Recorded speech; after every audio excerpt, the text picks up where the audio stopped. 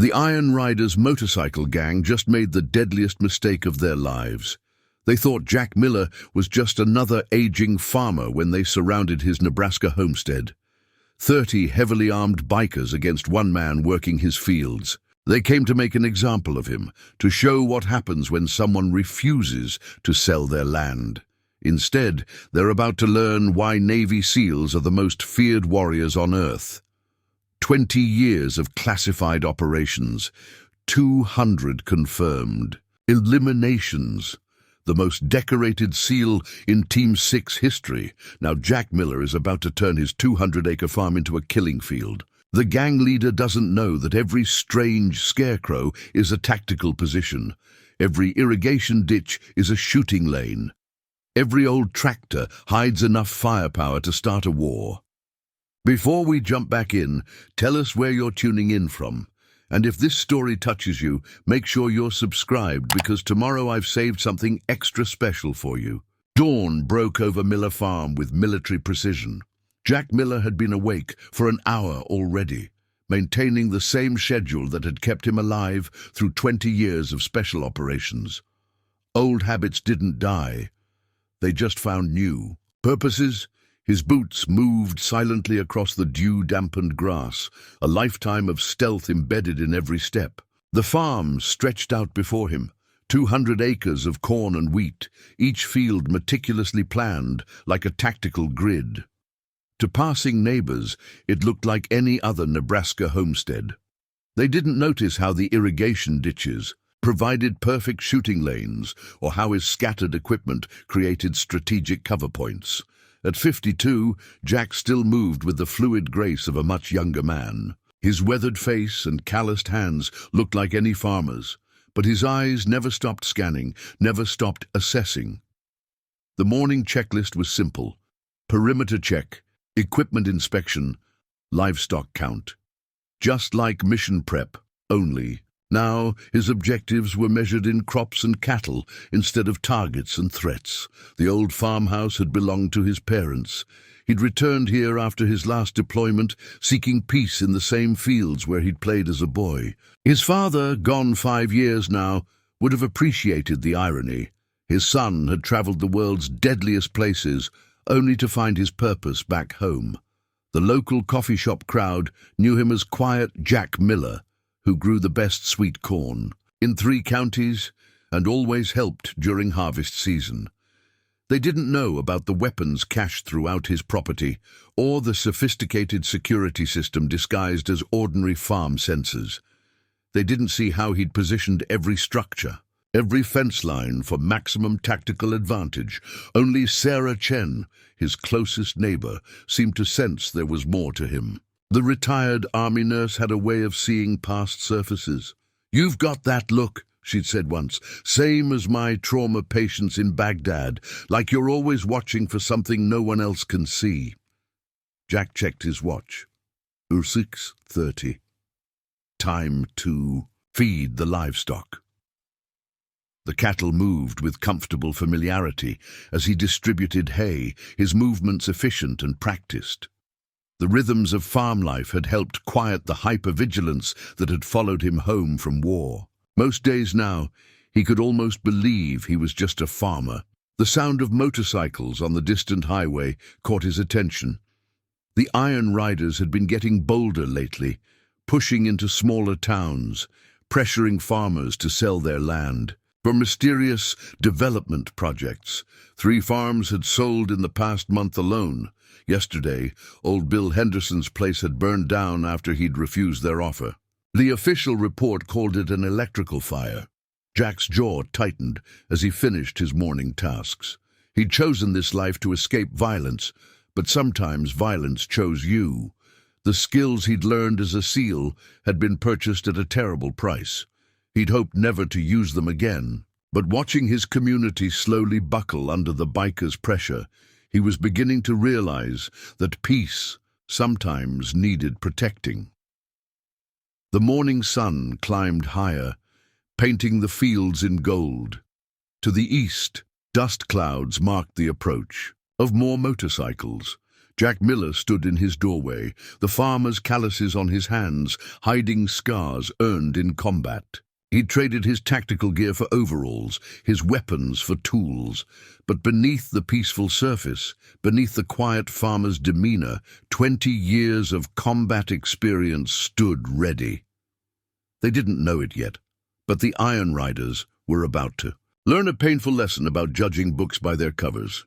The rifle felt familiar in Jack's hands as he cleaned it at his kitchen table, not his old military gear that was stored safely away, but a simple hunting rifle any farmer might own. As he worked, memories surfaced unbidden, triggered by the morning's distant motorcycle sounds. Kandahar, 2005. His SEAL team trapped in a compound, surrounded by 40 insurgents. They'd been badly outnumbered then too, but numbers hadn't mattered. What mattered was preparation, positioning, and the will to win. They'd walked out of that compound 6 hours later, mission accomplished, no casualties. The sound of Sarah Chen's truck approaching pulled him back to the present. She'd been making more frequent visits lately, worried about the increasing biker presence. Jack watched through his window as she parked, noting how she always positioned her vehicle for a quick exit. Old habits died hard for both of them. "They hit Thompson's feed store last night," she said without preamble, accepting the coffee he offered. "Broke his windows, threatened his daughter. Sheriff's afraid to do anything, says his deputies are outgunned." Another memory, Somalia, 2010. A terrorist group terrorizing local villages, police too scared to intervene. His team had trained the local militia, turned farmers and shopkeepers into an effective defense force. Sometimes the best way to stop bullies was to teach their victims to fight back. "Bill Henderson's place wasn't an electrical fire," Jack said quietly. "I checked the burn pattern this morning. Accelerant traces, multiple point of origin, professional job." Sarah's hands tightened around her coffee cup. Just like that accident that killed the county commissioner when he started investigating their land deals. She studied his face. "You're not planning to just watch this happen, are you?" Fallujah, 2007. His team compromised, their cover blown. They'd turned the hunters into the hunted, using their pursuers' aggression against them. Superior numbers meant nothing when you controlled the battlefield.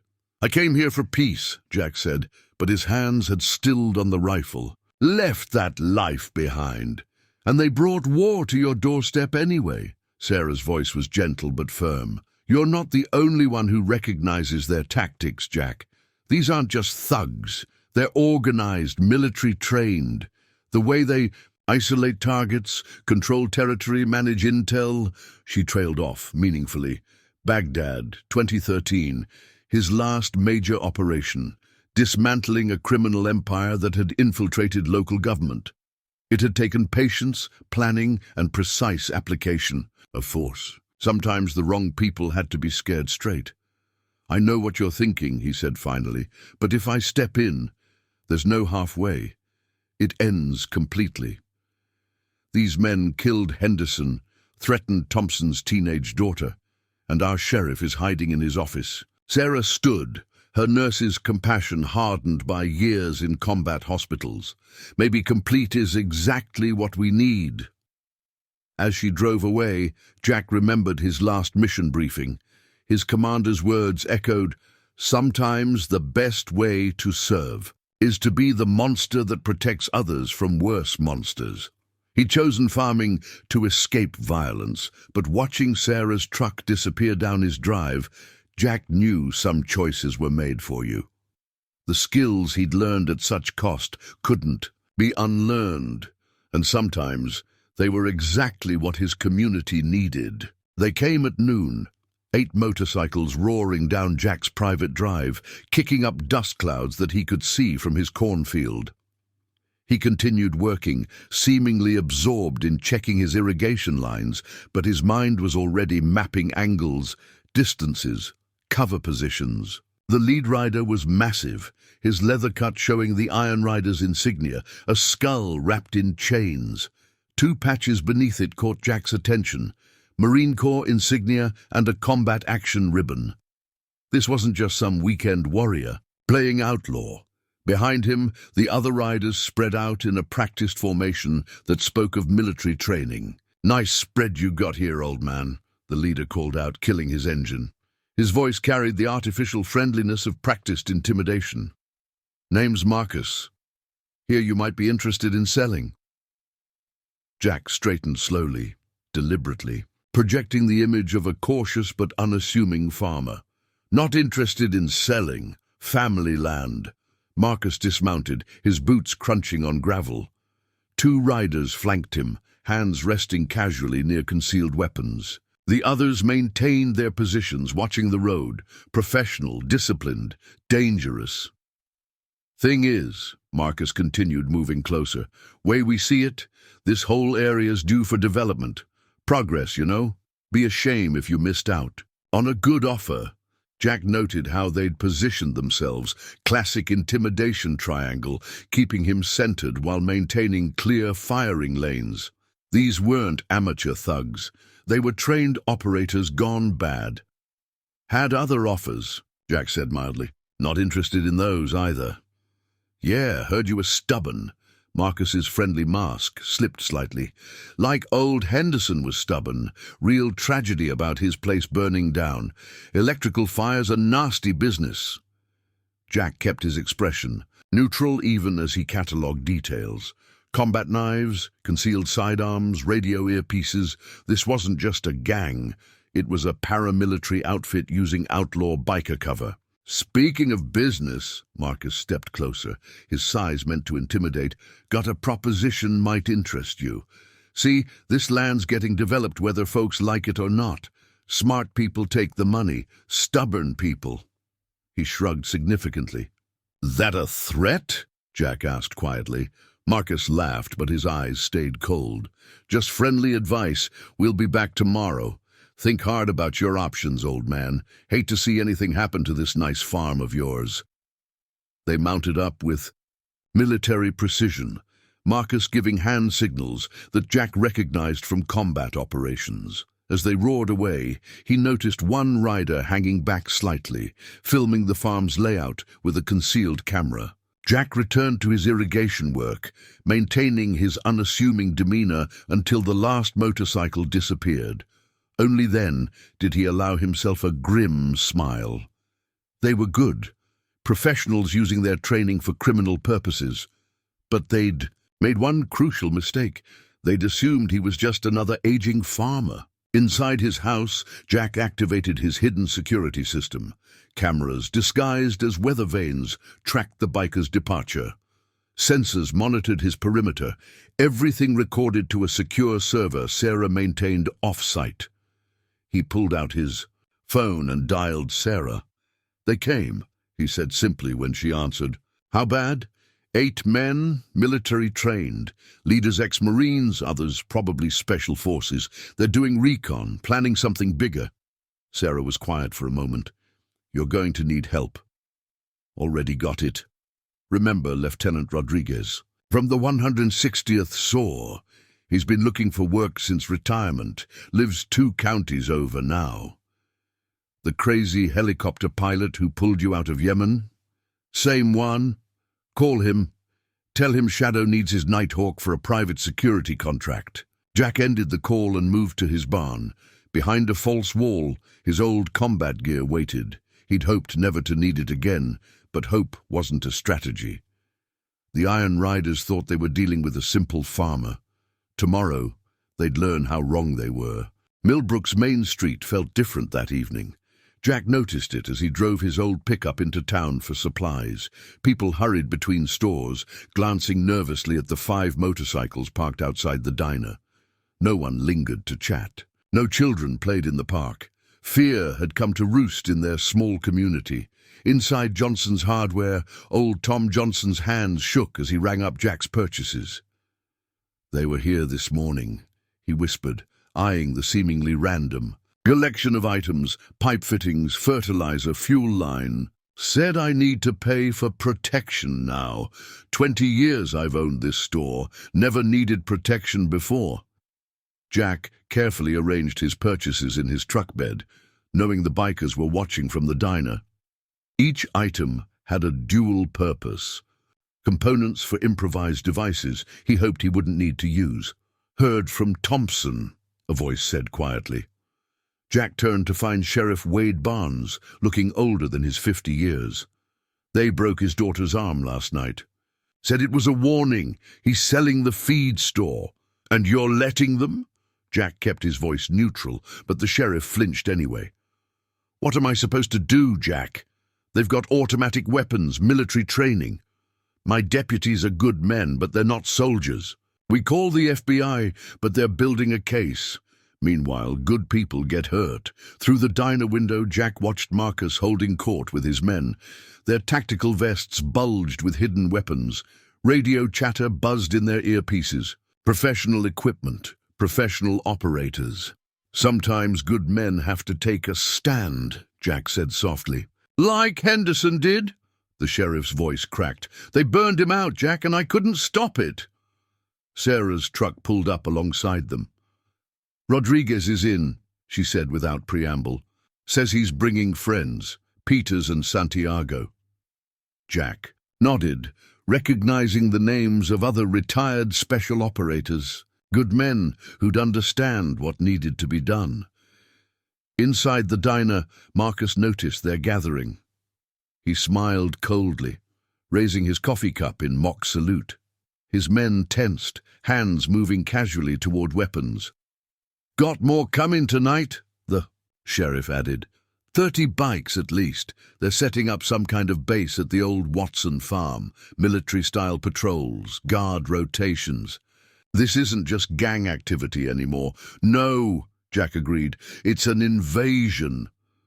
He watched a young mother hurry past with her children, flinching as one of the bikers whistled at her. This was what they wanted: fear, control, submission.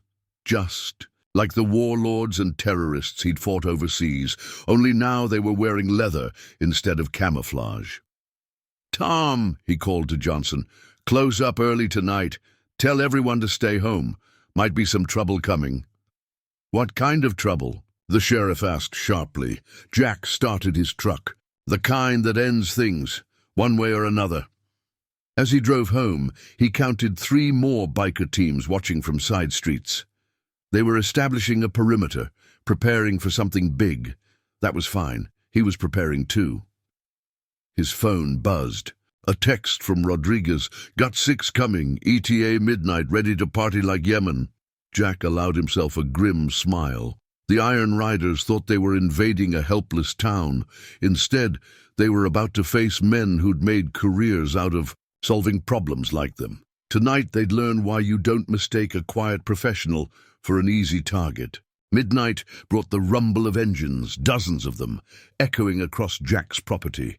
He stood on his porch, outwardly calm as headlights carved through the darkness. 20 bikes, then 30, then more, forming a half-circle around his farmhouse. Behind them, 3 black SUVs pulled up, command vehicles, tactical deployment. Marcus dismounted first, flanked by new faces.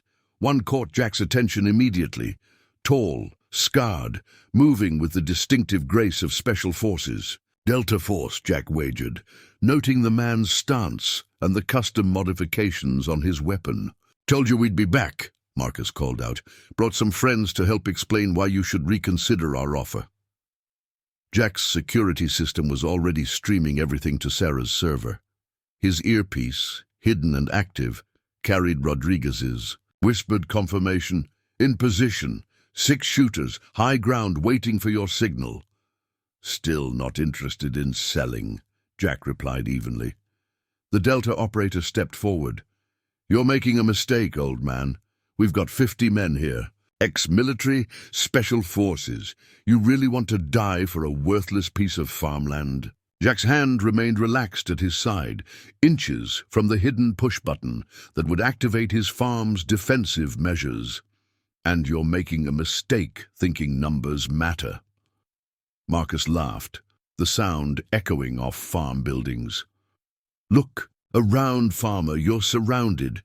No backup coming. Sheriff's been paid to stay away. This ends one of two ways. You sign the papers, or we burn this place down with you in it." To emphasize the point, several riders produced Molotov cocktails, the bottles gleaming in the moonlight. Others unlimbered assault rifles, the movements precise and practiced. "Last chance," Marcus said. "Sign or—" The explosion caught everyone by surprise. One of the SUVs erupted in flames, tactical equipment inside cooking off like fireworks. Jack had rigged it earlier when they were busy watching his house. In the chaos that followed, Jack moved. 20 years of combat training took over. The Delta operator raised his weapon, but Jack was already inside his guard. 3 strikes, throat, knee, temple.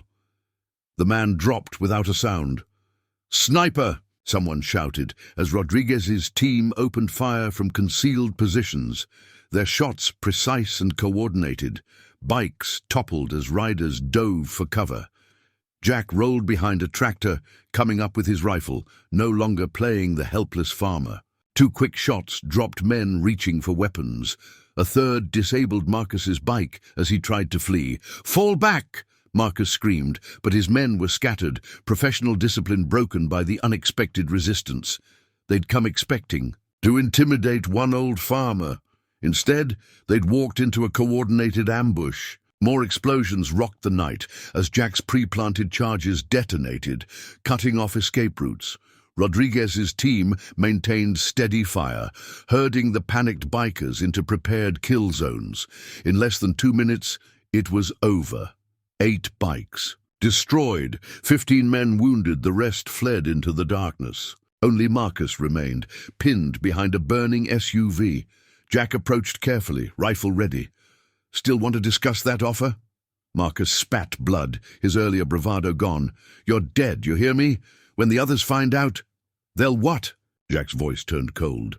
"Learn that they attacked a retired Navy SEAL, that his farm is defended by 5 other Special Forces operators, that every move you made tonight was recorded and uploaded to federal servers." He kicked Marcus's weapon away. "Here's my counteroffer. You leave, all of you. Never come back. Otherwise, next time we won't use warning shots." As sheriff's sirens finally approached, Jack activated his radio. "Rodriguez, sweep and clear. I want this mess cleaned up before dawn." "Like Yemen?" Rodriguez's voice carried a grin. "Better. This time we're on home ground." Jack watched as his old teammates emerged from their positions, efficient and professional. The Iron Riders had brought war to his doorstep, thinking they were the predators. Time to show them what real predators looked like. Dawn painted the aftermath in harsh light. Burned-out vehicles, shell casings, and blood trails told the story of the night's violence. Jack and his team worked methodically, erasing evidence while Sheriff Barnes processed the 3 gang members, too injured to flee. "Found their comms equipment," Rodriguez reported, dropping a backpack at Jack's feet. "Military-grade encryption, satellite uplinks. These aren't just bikers playing soldier." Jack examined a tactical radio, noting its custom. Modifications, PMC gear, private military contractors. "That explains the Delta boy you dropped," Sarah added, finishing treating a minor wound on Santiago's arm. "These guys are mercenaries using the gang as cover. Question is, who's bankrolling them?" Before Jack could respond, his perimeter sensors pinged. A single motorcycle approached, the rider's hands clearly visible. Jack recognized Thompson's daughter, Lisa, her arm still in a cast. "They're hitting the town," she called out, killing her engine. "Started an hour ago, 30 riders moving street by street. They're burning businesses, dragging people out of their homes. Dad sent me to warn you. They're coming back, bringing everything they have." Rodriguez whistled softly. "They're going to try to overwhelm us with numbers." "No," Jack corrected. "They're going to try to split our focus. Hit the town to draw us out, then hammer whoever stays to defend the farm." He turned to Lisa. "How many civilians still in town?" "Most got out when they heard the shooting here, but the sheriff's deputies are pinned down at the station, and they've got hostages at the diner." Her voice cracked. "My little brothers." In there, Jack's team exchanged looks. This was no longer just about defending the farm. The Iron Riders had crossed a line, putting civilians in the crossfire. "Rodriguez, get airborne. I want eyes on their movements. Sarah, coordinate with the state police. We need roadblocks on every route into town. Peters, Santiago, start. Moving our gear. We're taking this fight to them." "Like Fallujah?" Peters asked, already checking his weapon. "Better. We know this ground." Jack turned to Lisa. "Get to the old church. Tell anyone still in town to shelter there. We'll handle the rest." His phone buzzed. A video message from Marcus. The biker leader's face was bruised, but his eyes burned with hate. Behind him, terrified townspeople huddled in the diner. "Should have taken the deal, farmer. Now everyone pays. You've got 1 hour to surrender the farm, or we start killing hostages. And when we're done, we're going to burn everything you love to the ground." Jack closed the phone, his decision made. He'd chosen farming to escape violence, but sometimes violence was the only answer to evil. "Sarah, get me building plans for the downtown structures. Rodriguez, I need thermal imaging of their positions. Peters, break out the heavy weapons. If they want to play soldier, let's show them how real operators work." "They've got hostages, Jack," Sarah warned. "This isn't like overseas. One wrong. Move, which is why we do this right." Jack's voice carried the cold certainty of a man who'd spent decades perfecting the art of violence. "They think having hostages gives them control. They don't understand. Hostages just mean we have to kill them faster." He moved to his truck, already planning angles of attack, fields of fire, points of entry. The Iron Riders had forced his hand, threatened his community, endangered innocents. Time to remind them why Navy SEALs were considered the deadliest warriors on Earth. Jack's barn had transformed into a combat operations center. Building plans covered folding tables while his team geared up with equipment that would make Special Forces units envious. 2 decades of preparing for the worst was about to pay off. "Thermal imaging shows 28 tangos in town," Rodriguez reported, studying drone footage on his laptop. "Main force at the diner, smaller teams watching approaches. They've got technical vehicles, mounted guns, armor plating, professional setup." "Professionals who don't know the terrain," Jack corrected, marking positions on the map. "Those buildings they're using for cover? I helped renovate half of them. Know every crawl space, every connecting basement." Sarah laid out medical supplies while monitoring police frequencies. "State troopers are setting up roadblocks, but they're 2 hours out. FBI's mobilizing a hostage rescue team." "Won't matter," Jack interrupted. "Iron Riders won't wait that long. Their losing face makes them dangerous." Peters and Santiago returned from prepping charges around the farm. Jack had spent years establishing defensive positions disguised as ordinary agricultural features. Now those preparations would serve their true purpose.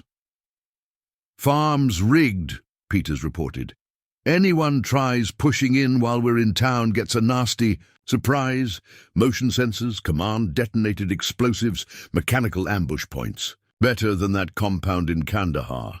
Jack nodded, turning to a detailed diagram of the diner. 3 entries, 2 emergency exits.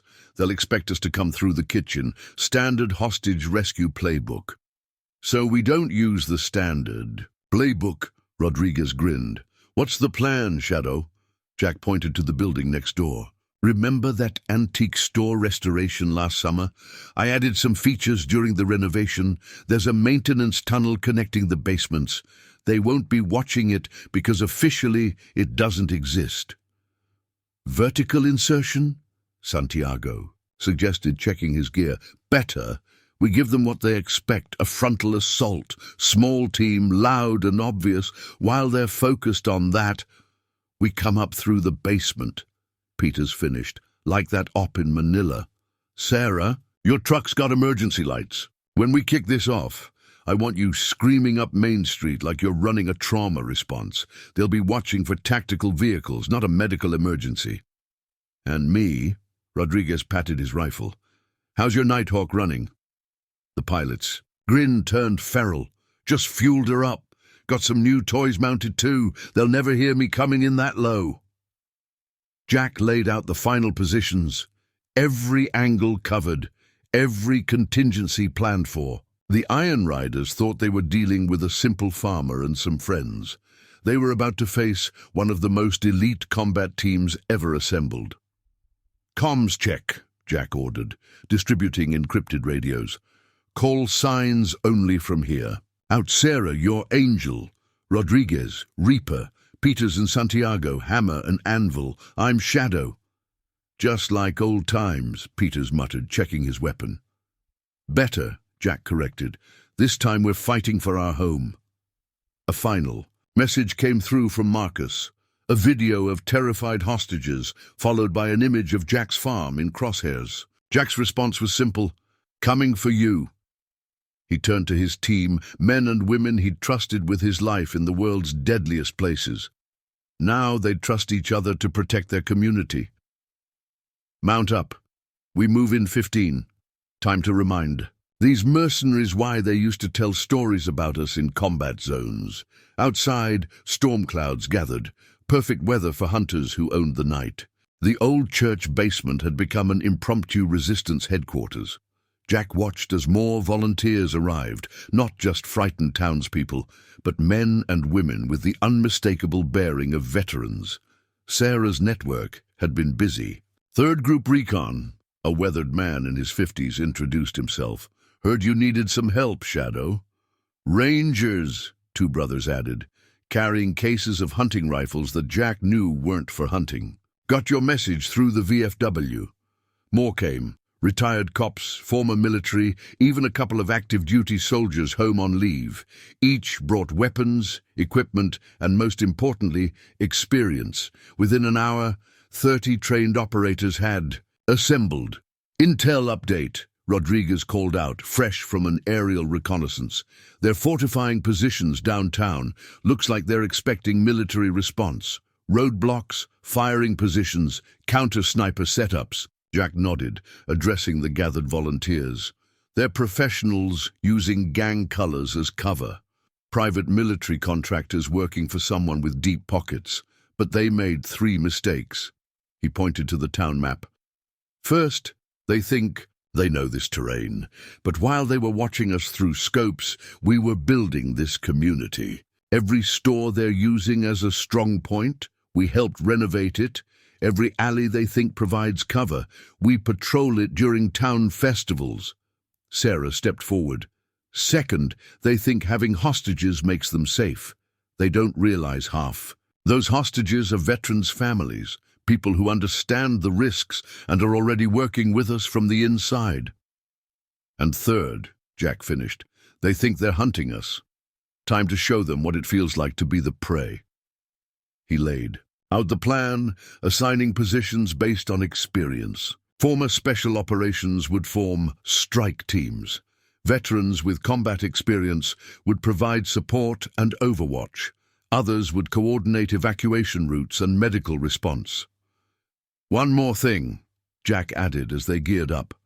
"Found this in their comms equipment. Orders signed by someone high up in Blackbridge security." Murmurs spread through the group.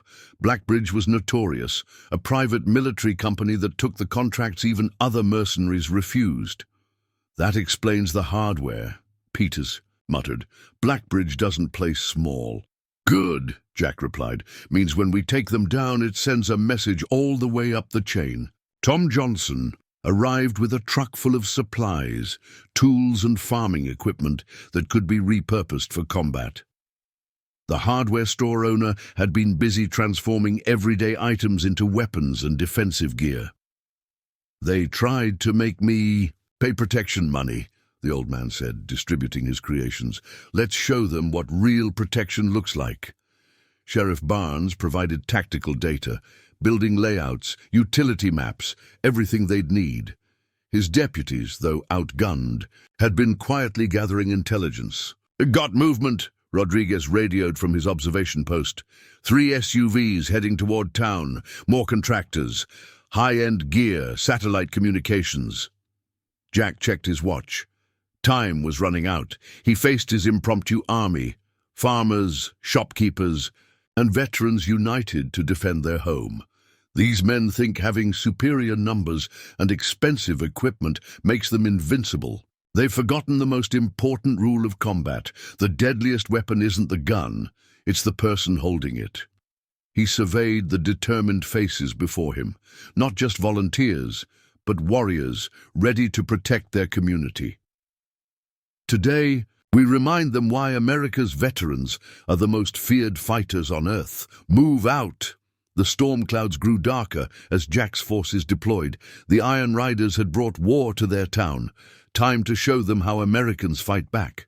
The first shot came at dusk, a single round that turned an Iron Rider's radio into sparks and shrapnel. Before the echo faded, chaos erupted across Millbrook's main street. Jack's forces struck from multiple angles, following his meticulously crafted plan. Target down, Rodriguez whispered through comms from his hidden position in the church tower. They're scrambling, no clear command structure. Jack watched through his scope as the Iron Riders responded with professional but predictable tactics. They moved to defensive positions, established fields of fire exactly as their training dictated, exactly as he'd anticipated. Reaper lighted up. Rodriguez's first shot hit a mounted gun position, the 338 Lapua round punching through their armored shield like paper. His second took out their communications array. The third eliminated their backup generator. The mercenaries found themselves fighting blind, their expensive tactical gear suddenly useless. Multiple tangos moving to secondary positions, Peters reported. Just like you said, boss. Right into the kill zone. Jack keyed his radio. Execute phase 2. Sarah's medical truck screamed down Main Street, lights flashing, siren wailing. The Iron Riders, expecting a tactical assault, hesitated. That moment of confusion was all Jack's teams needed. Hidden charges detonated beneath the mercenaries' vehicles, not to destroy, but to disable. As they scrambled for new cover, pre-positioned hunting rifles opened up from concealed locations. Veterans who'd spent decades shooting deer now demonstrated their marksmanship on more dangerous targets. They're falling back to the diner, Santiago reported, tightening their perimeter around the hostages. Jack moved silently through back alleys, his years of special operations experience evident in every step. 2 mercenaries rushed past his position, never seeing the shadow that ended their fight with quick, efficient strikes. Shadow got eyes on Marcus, Rodriguez called out. He's coordinating a counterattack. Looks like they're bringing in their heavy weapons. Understood. Hammer team, initiate thunderclap. Peter's voice carried a grin. Copy that. Time to wake the dead. Multiple explosions rocked the town square, precisely placed charges that had been hidden during routine maintenance. Work. The blasts weren't meant to kill. They were designed to disorient, to disrupt, to create confusion. In that chaos, Jack's strike team moved. Former Special Forces operators melted through the shadows, eliminating sentries with silent efficiency.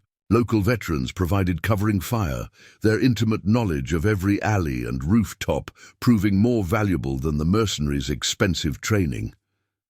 10 down, Sarah reported from her observation post. No civilian casualties. They're getting sloppy, breaking formation. Marcus's voice crackled over their captured radio frequency. Where are they? How many fucking farmers can there be? Jack allowed himself a grim smile as he slipped behind a disoriented mercenary. A quick strike, and another enemy was unconscious. We're not farmers tonight, he whispered. We're your worst nightmare. The Iron Riders had come expecting to face frightened civilians.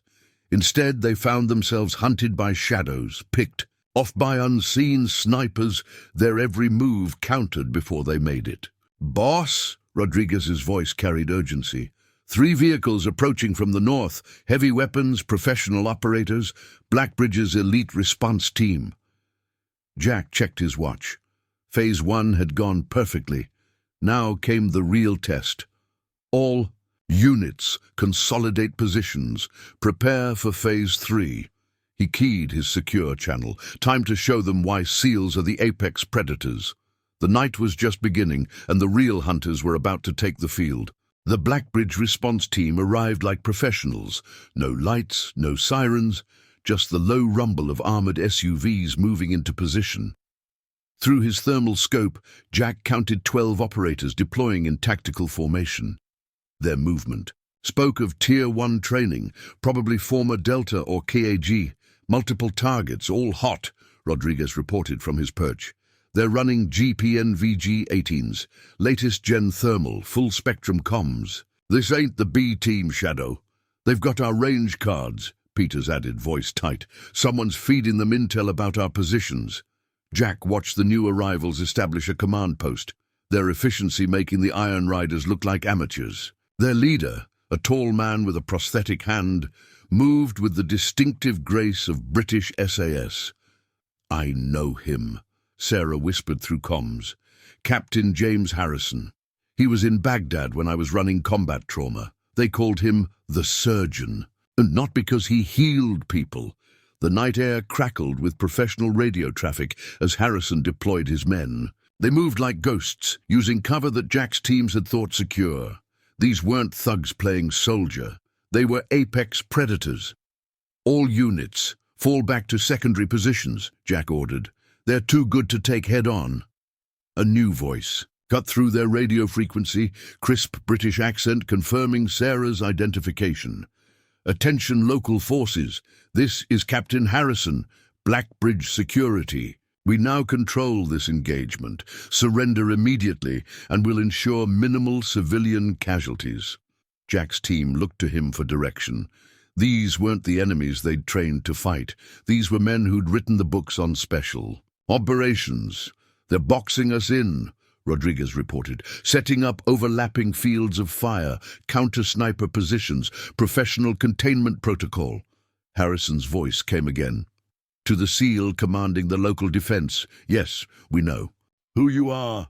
Your reputation precedes you, Shadow. But you're outnumbered and outgunned. Don't make us do this the hard way. Jack keyed his radio, letting them hear his response. Funny thing about numbers, Captain. They don't mean much when you don't know what you're really fighting. He switched to his secure channel. Reaper, initiate ghost dance. Hammer team, prep for Thunder Run. Angel, get your people ready. Casualties are about to spike. The night exploded into coordinated chaos. Rodriguez's position erupted in muzzle flashes, but by the time Blackbridge's snipers returned fire, he'd already vanished into prepared escape routes. Peters and Santiago triggered their charges, not to kill, but to reshape the battlefield, denying the professional operators their carefully chosen positions. They're good, Jack acknowledged, watching Harrison's men adapt with practiced efficiency. But they don't know this town like we do, Sarah's voice carried grim satisfaction. Just intercepted their comms. They're running facial recognition, trying to ID our operators. They think they're fighting a standard militia force. Let them think that, Jack replied, moving silently through shadows as Harrison's men swept past. They're looking for a military response. Time to show them how SEALs fight when the rules don't apply. He keyed his command channel. All units, execute symphony. Let's remind Blackbridge why they used to tell stories about us in their training camps. The night was about to become very educational for some very professional operators. Jack's farm had become a combat zone, but not the kind Blackbridge's operators were trained to handle. Every piece of farming equipment, every irrigation ditch, every seemingly innocent agricultural feature had been transformed into a tactical asset. They're moving through the cornfield, Rodriguez reported. Standard search pattern, night vision advantage. Not for long, Jack replied, activating the irrigation system he'd modified years ago. Suddenly, high-pressure sprayers erupted across the field, not with water, but with a mixture that rendered thermal imaging useless. What the bloody hell? Harrison's voice crackled over their captured frequencies. We've lost thermal opticals. Degraded fertilizer compound, Jack explained to his team. Refracts IR, plays hell with their fancy optics. Amazing what you learn mixing farming and warfare. The professional operators found themselves fighting blind, their $40,000 night vision systems reduced to expensive paperweights. But Jack was just getting started. Hammer team, light up the silos. Peters triggered the charges they'd hidden in. The grain storage facilities, not explosives, percussion devices that launched thousands of pounds of chaff into the air. The fine grain dust eliminated what remained of Blackbridge's visibility advantage. They're adapting, Sarah warned, moving to acoustic detection systems. Perfect. Jack smiled grimly. Reaper, start the symphony. Rodriguez activated the network of speakers they'd hidden throughout the farm. The sound of machinery, tractors, and farm equipment created a wall of acoustic confusion. In that chaos, Jack's teams moved like ghosts. Contact front, a Blackbridge operator shouted. 3 targets. No, shadows. Damn it, where are they? Harrison's voice cut through the confusion. They're using the farm against us. Fall back to... His order was cut short as the ground gave way beneath his men. The apparently solid field collapsed into pre-prepared trenches, modern versions of ancient punji traps, non-lethal but extremely effective. Sierra team compromised. A professional operator reported, his trained calm cracking. We've got men down, possible broken legs. These aren't random traps. They're herding us. Jack moved through his killing ground, every step calculated. A lifetime of farming had taught him how to use the land. 2 decades of special operations had taught him how to kill. Now he combined both skills with devastating effect. Getting scrambled calls for backup, Sarah reported. They're calling, in air support. Let them, Jack replied.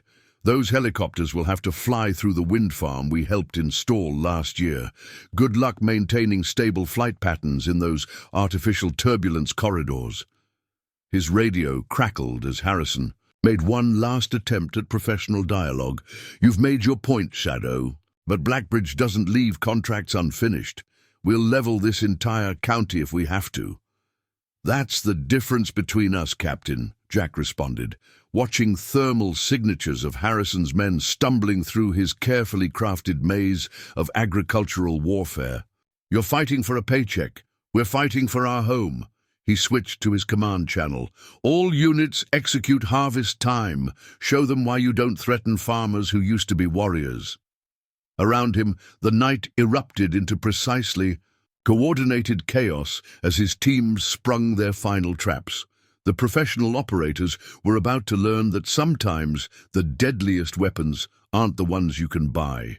The town's emergency broadcast system crackled to life, but instead of warnings, it carried coded updates that meant nothing to Blackbridge's forces. To the townspeople, however, every seemingly innocent announcement conveyed critical intelligence. Attention, citizens, the farmers' market is relocated due to weather, meant Blackbridge teams were moving north. Early frost warning indicated sniper positions.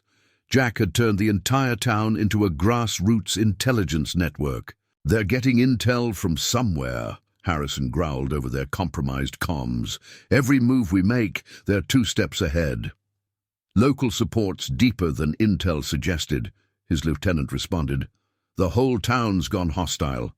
They didn't know about Tom Johnson's hardware store employees watching from second-story windows, reporting movements through seemingly innocent text messages, or how Sarah had organized a network of housewives to monitor street activity while pretending to chat over coffee. Multiple vehicles approaching from the east, Rodriguez reported from his position. Wait, those are milk trucks from the Henderson dairy, Jack smiled. Old man Henderson had found a use for his delivery routes after all. Each truck carried veterans armed with hunting rifles, using their legitimate business access to slip through Blackbridge's perimeter. Sir, a professional operator called to Harrison, We're getting weird readings, radio interference, GPS glitches. Local ham radio club, Sarah explained over their secure channel. Turns out retired engineers make excellent electronic warfare specialists. They're broadcasting interference on every frequency Blackbridge's equipment uses. The town's teenagers had become invaluable assets, using their knowledge of back alleys and drainage tunnels to move supplies and intelligence. Even the local theatre group contributed, staging fake evacuations to draw Blackbridge's attention, while Jack's teams moved real civilians to safety. "They've got Overwatch on the power station," Peters reported. "Professional setup, multiple shooters." "Not for long," Jack replied. Mrs. Chen, Sarah's elderly mother who ran the Chinese restaurant across from the power station, flickered her kitchen lights in a precise pattern. Moments later, her extensive family, all former Chinese military, emerged from the restaurant's basement, armed and ready. "Bloody hell," Harrison swore, as his Overwatch team suddenly found themselves surrounded by senior citizens wielding professional-grade weapons.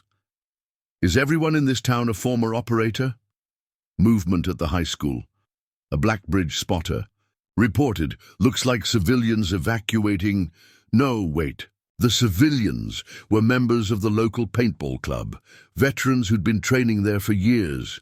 They knew every angle, every blind spot, and now they put that knowledge to lethal use. "This isn't right." Harrison's voice carried growing frustration. "We're an elite tactical unit, getting our asses handed to us by farmers and shopkeepers." "That's because you don't understand what you're fighting," Jack responded over the open channel. "This isn't just a town, it's a community. Every person you dismissed as a simple civilian is part of something bigger." As if to emphasize his point, the local church bells began ringing, a seemingly innocent sound that signaled Jack's teams to launch their next coordinated assault. "All units," Jack commanded, "Omega Protocol. Show them what happens when you threaten a town full of warriors who chose peace but never forgot war." The night erupted into coordinated chaos as the entire community moved as one, proving that sometimes the most effective weapon isn't tactical gear or professional training. It's the unshakable bond between neighbors defending their home. Midnight brought an eerie calm to Millbrook. The shooting had stopped, but Jack knew better than to mistake silence for peace. Through his scope, he watched Blackbridge's forces regrouping, their movement suggesting something big was coming. Harrison's called in everything, Sarah reported, monitoring intercepted communications. 4 more tactical teams inbound, heavy weapons, demolition experts. They're going to try to level the whole town. "Let them come," Jack replied, checking his weapons with practiced efficiency. Around him, his impromptu army made final preparations. Veterans double-checked ammunition, while townspeople fortified positions with generations of local knowledge.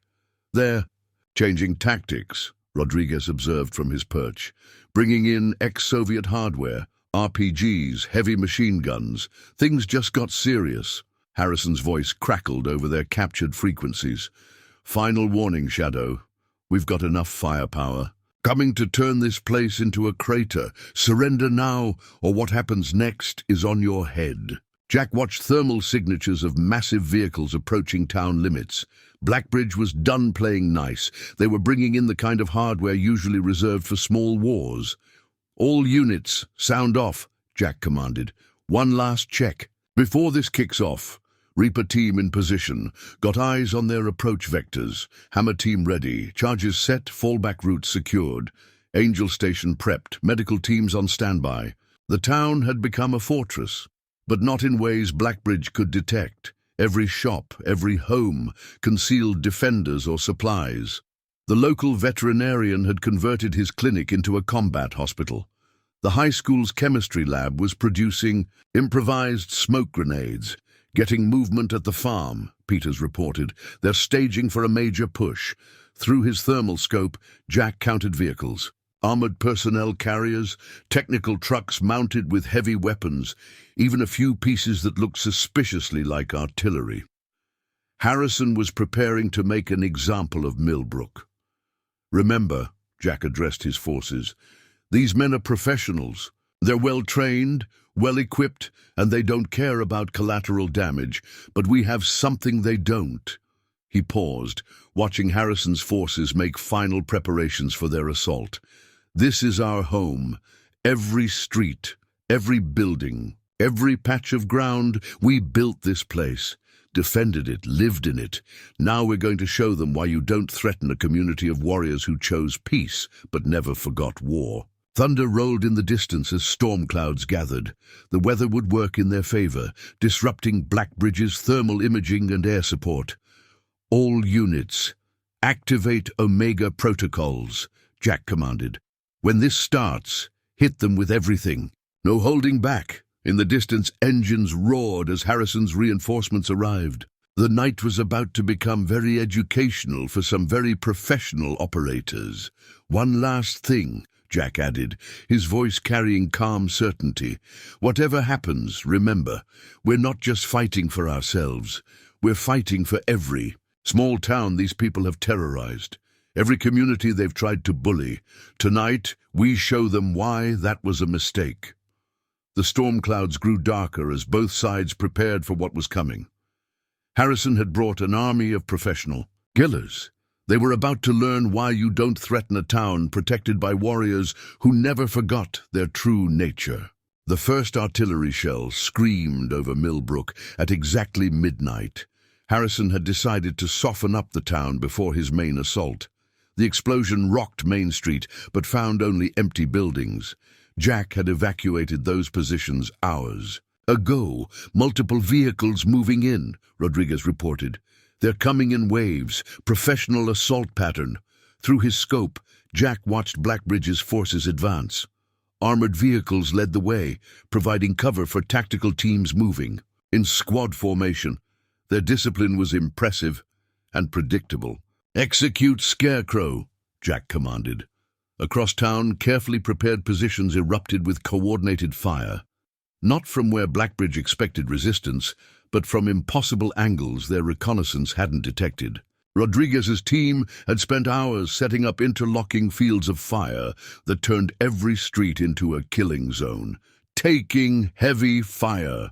Harrison's voice crackled with rage. "Where are they? I want those positions identified."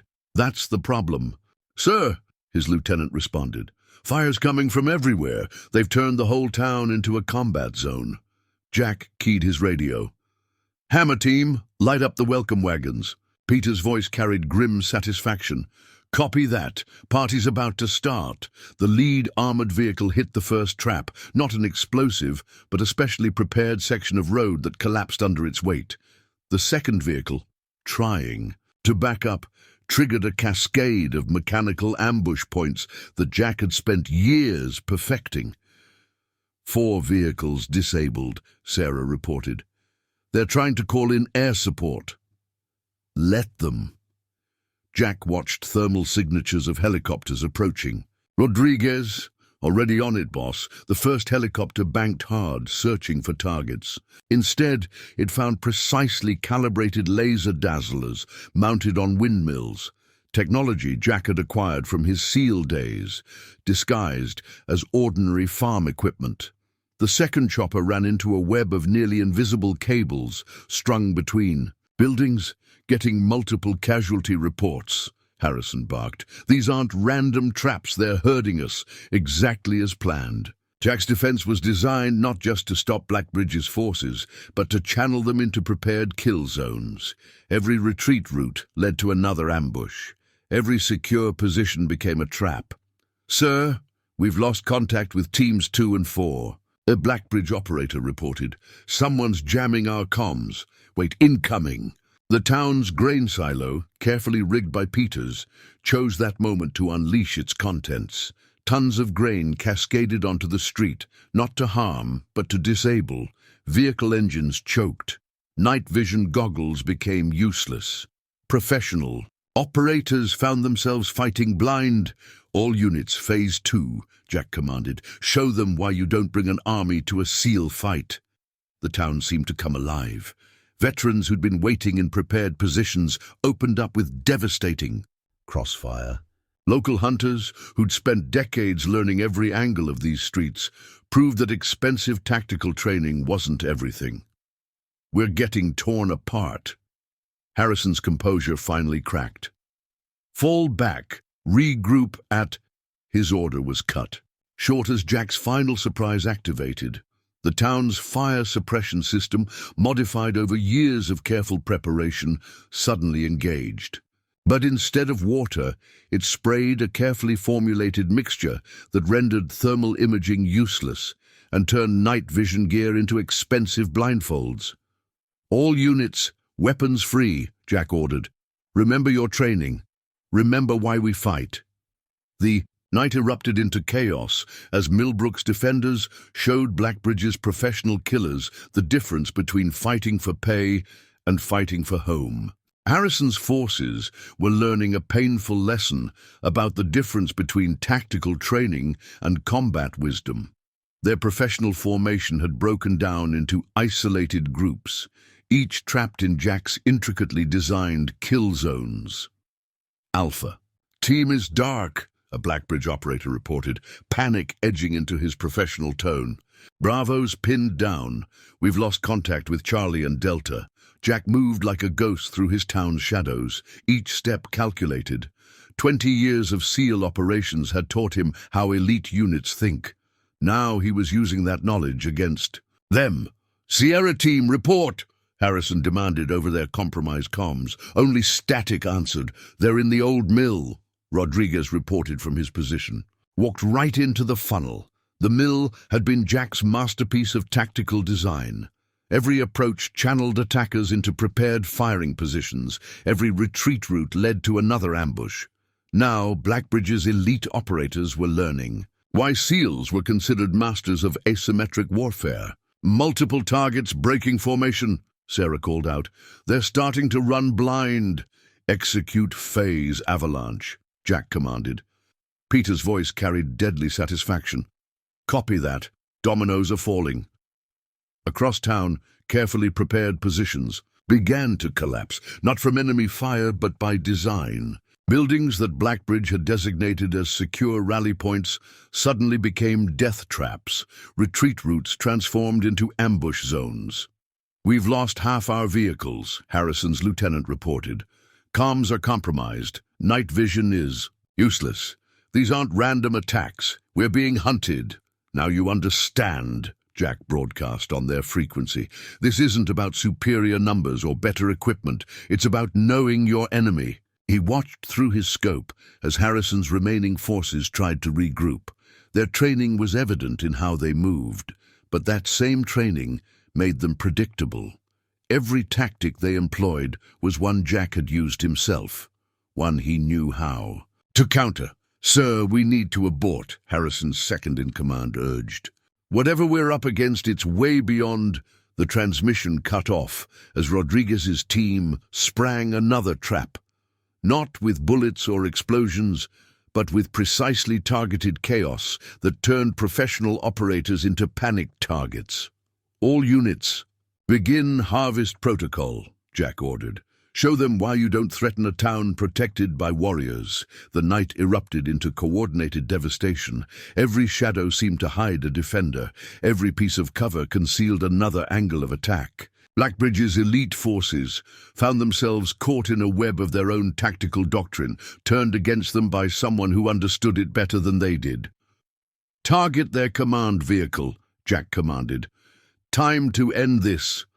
Harrison's voice crackled one last time. "All units fall back, full retreat. Get to the—" The explosion cut him off as his command center erupted in carefully controlled chaos. Not to kill, but to demonstrate that nowhere was safe, no position secure. The professional operators broke. Their training dissolved into panic. As they realized, they weren't fighting farmers or weekend warriors. They were being hunted by someone who had mastered their own tactics and turned them into weapons. "Let them run," Jack ordered as Blackbridge's forces fled into the night.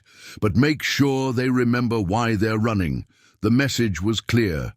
Some warriors choose peace, but never forget their deadly skills, and when threatened, they become something far more dangerous than mere soldiers. Dawn was breaking over Millbrook as Jack tracked Harrison's heat signature through his scope. The Blackbridge commander had retreated to Jack's farm with his remaining elite operators, 6 men, all former special forces. They'd taken defensive positions around the barn, turning Jack's own property into their last stand. "They're dug in tight," Rodriguez reported. "Harrison's got his back against the grain silo. Professional setup, overlapping fields of fire." "He still doesn't understand," Jack replied quietly. "That silo's been part of my defense plan for 20 years. Harrison's voice crackled over their captured comms. "Come on then, Shadow. Let's finish this properly. Operator to operator. Multiple targets moving through the corn," Sarah warned. "They're trying to flank your approach." Jack checked his ammunition. After hours of combat, his teams had systematically dismantled Blackbridge's entire assault force. Now only the hardcore professionals remained, the deadliest, most experienced operators. "All units execute final harvest," he commanded. The morning air filled with a familiar rumble as Jack's irrigation systems activated, not with water, but with a specialized mixture that turned the early light into a disorienting haze. Harrison's men found their carefully planned fields of fire transformed into killing zones for them. "Contact left," a Blackbridge operator shouted. "No, right, they're everywhere." Jack moved like a ghost through his own fields. Every stalk of corn, every irrigation ditch, every piece of farm equipment had been positioned for this moment. This wasn't just a battlefield, it was his home. 3 targets down," Rodriguez reported, as Jack's team systematically eliminated Harrison's remaining forces. "Non-lethal takedowns, just like you ordered." Finally, only Harrison remained, backed against the silo.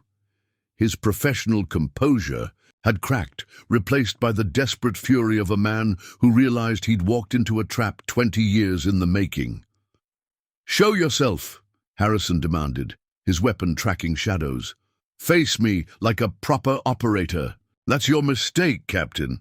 Jack's voice seemed to come from everywhere. "You think this is about being operators. It's about being protectors." Harrison spun, firing at movements in the mist. Each shot found only empty air. "We're the same, you and I. Professional soldiers who were nothing alike." Jack's voice cut through the fog. "You fight for money, I fight for home." The silo's door creaked behind Harrison. As he turned, Jack emerged from the shadows like a predator. Before the Blackbridge commander could react, 20 years of SEAL hand-to-hand training ended the fight in seconds. Harrison lay disarmed, staring up at the man who dismantled his entire operation. "How?" he gasped. "We had superior numbers, better equipment, professional operators." "You had mercenaries," Jack corrected, his rifle trained steadily. "I had warriors. People fighting for their community, their families, their home. That's something your tactical training manual doesn't cover." Sarah's voice crackled over the radio. "State police are 5 minutes out. FBI tactical teams right behind them." "It's over, Harrison," Jack said quietly. "Take a message back to your employers. This town is protected, not by guns or tactics, but by people who chose peace without forgetting war." As police sirens approached, Jack looked over his farm. The night's combat had left scars, but like the community it helped defend, it would endure. Some battles weren't won with superior firepower or tactical advantage, but with the unshakable resolve of warriors protecting what they loved. The morning sun rose fully over Millbrook, illuminating a town that had faced professional killers, and emerged stronger. They'd proven that sometimes the most dangerous predator isn't the one with the most expensive weapons. It's the one fighting for something worth dying for. A week after the battle, Jack stood on his porch, watching the sun rise over his farm. The scars of combat were fading, damaged buildings repaired, fields replanted, peace restored. But Millbrook had changed in ways that went deeper than physical. Wounds. FBI teams had spent days documenting evidence. Harrison and his surviving operators were in federal custody, their testimony exposing a network of corporate corruption that had terrorized dozens of small towns. Blackbridge security was finished, its contracts suspended, its reputation destroyed. "Town meeting's starting soon," Sarah said, joining him with coffee. "They're voting on the new Community Defense Initiative." Jack nodded, noting how differently people moved now. Veterans walked with restored pride. Civilians carried themselves with new confidence. The town had faced professional killers and emerged stronger. "Rodriguez called," she continued. "He's staying. Says the local crop dusting business needs a good pilot. Peters and Santiago, too. They're opening a security consulting firm in town." The community had learned valuable lessons. Regular training. Sessions now mixed combat veterans with civilians, sharing knowledge that had saved lives. The local shooting club had tripled in size. Even the Garden Society had started including defensive landscaping in their plans. "You know what Harrison said during interrogation?"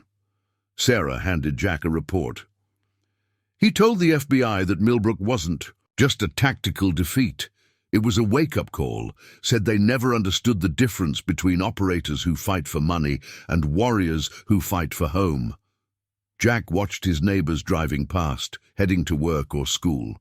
On the surface, everything looked normal, but beneath that peaceful exterior lay a community that would never again be victimized by those who mistook kindness for weakness. "Going to be a good harvest this year," he said quietly, surveying his fields. The morning sun caught his irrigation systems, still rigged for defense, but now returning to their proper purpose. "Amazing what you can grow in soil that's been defended," Sarah smiled, understanding the deeper meaning. They'd protected more than just land or buildings. They'd preserved a way of life, proved that sometimes the strongest warriors are the ones who choose peace without forgetting their strength. "Thompson's daughter asked me to teach her hand-to-hand," she said. "Lot of young people wanting to learn now. Not for fighting, for confidence." Jack nodded, feeling the weight of his father's old service revolver on his hip. He'd chosen farming to escape violence, but when violence found him, he'd remembered an eternal truth.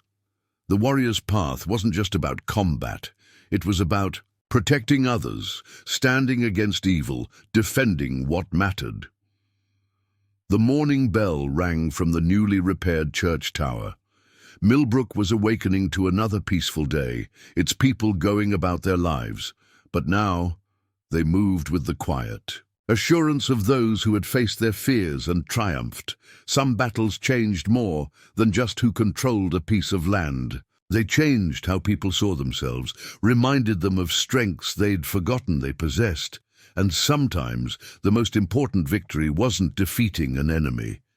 It was showing a community that true peace came not from weakness, but from being strong enough to defend what you loved.